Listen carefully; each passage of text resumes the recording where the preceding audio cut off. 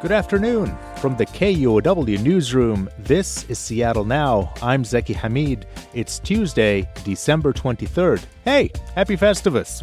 Before we get into our top stories for today, just a heads up, we're taking a quick break from our evening show for the next few days. We'll be back on Monday, December 29th.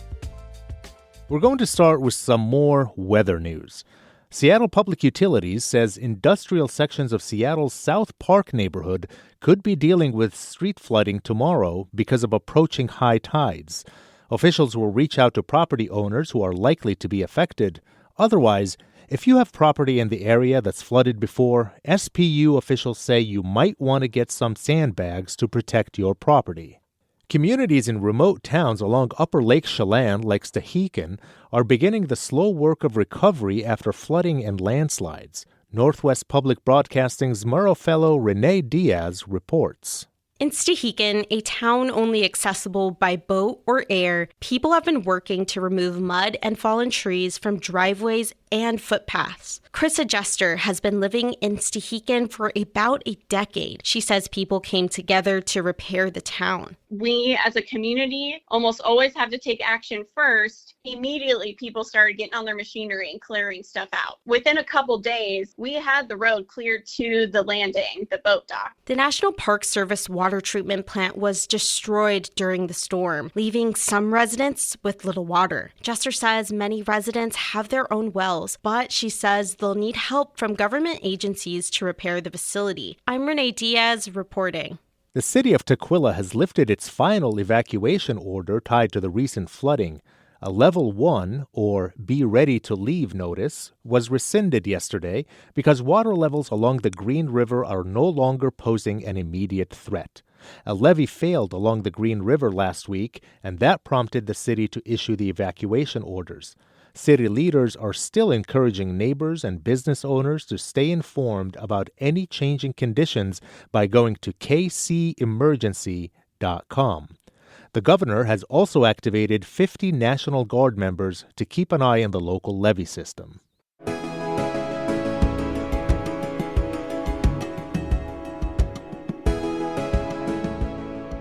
In state government news, Washington Governor Bob Ferguson has joined Democrats calling for an income tax on millionaires. Scott Greenstone has more. Washington hasn't had an income tax for nearly a century. Efforts to change that have died at the ballot box, but Ferguson says it's time. To make our tax system more fair, millionaires should contribute more towards our shared prosperity. Democratic leaders in the legislature want nearly 10% taxes on incomes over $1 million annually. Ferguson says he will work with them to pass that proposal next year, but expects challenges in court and at the ballot box. Washington State Republican Party Chairman Jim Walsh called the idea a joke and patently unconstitutional. Scott Greenstone, KUOW News. King County is one step closer to realizing its plans for a 24/7 crisis center in Seattle's Capitol Hill neighborhood. The county has purchased a medical building for nearly $40 million, with plans to convert it into a behavioral health crisis center, according to the Puget Sound Business Journal. Neighbors have opposed the project, arguing the area is strained by homelessness and drug activity and has reached a, quote, saturation point for social service facilities. Funding for the crisis center comes from a 2023 voter-approved levy.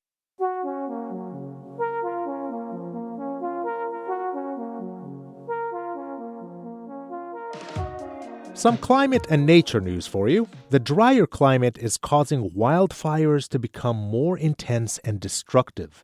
In their wake, reforestation is a growing industry. Roy-based Silvaseed, southeast of Olympia, plays a key role. The company collects, cleans, catalogs, and preserves seeds. KNKX environment reporter Bellamy Palethorpe has the story. Inside a warehouse built in the 1940s, Silvaseed general manager Kia Woodruff flips the switch to fire up a huge old kiln.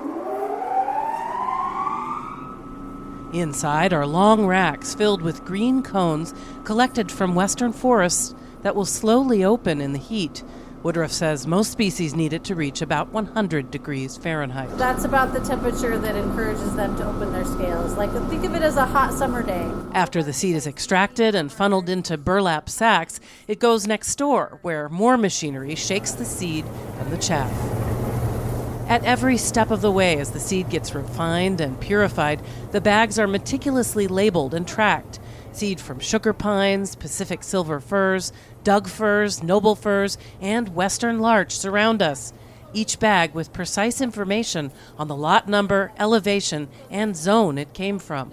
We need to know where the seed came from. Otherwise, it has very little value for reforestation. She says the unique genetics of each tree make it suitable for the conditions where it will be planted. If it's the wrong tree, it might start to grow too early and get damaged by frost or heat. The seeds are tested and x-rayed in a lab for moisture and purity before they're finally stored in a freezer. The most valuable structure. Standing between the rows of boxes in the company's chili seed bank, Woodruff says this vault holds seeds going back to the 1960s. She says Silvaseed is preserving unique genetics that are now at risk of loss. Because, again, as climate change continues to cause devastation in our forests, whether it's from fires or whether it's from insect outbreaks, it's really important that we maintain this resource. And so I'm grateful every time I'm in this freezer. And she says the company's recent acquisition by Seattle-based Mast Reforestation is allowing it to be part of a bigger solution. I'm Bellamy Palethorpe reporting. If you've noticed crows digging up your lawn lately, they might be after invasive grubs. KNKX's Anna Marie Yanni reports on the insect spread throughout western Washington. Jim Croft directs the Washington State University Pierce County Extension. He says reports of crows and raccoons tearing up lawns to feast on European chafer grubs are increasing as the grubs spread. Over the last few years, they've moved from SeaTac, Burien, Renton, through Federal Way, northeast Tacoma, Lakewood, and then down in the Spanaway area also. The grubs are native to Europe and turn into beetles.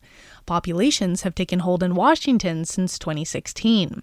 Croft says people with torn-up lawns this fall should scout for the white C-shaped grubs under the grass. They'll become an inch long and quite fat, and so a great buffet dinner or smorgasbord for the natural predators.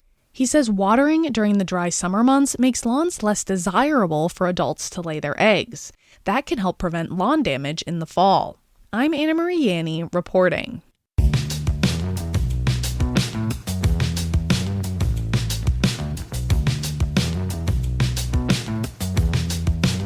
Many people who have season passes for the Stevens Pass Ski Resort are angry that the resort is not offering refunds. Stevens Pass hasn't opened yet. The main highway to the resort, U.S. Highway 2, remains closed because of flooding, and the resort says it doesn't offer refunds for road challenges.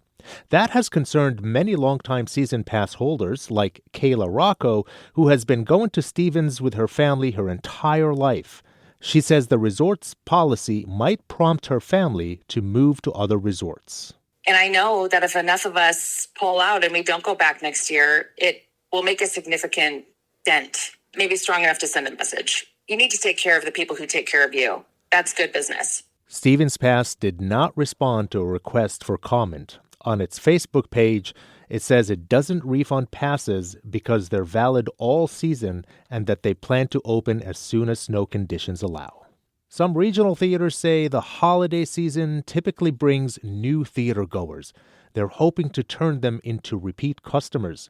Bill Berry is executive and artistic director at the Fifth Avenue Theater in Seattle. He says people are looking for a fun holiday experience this time of year.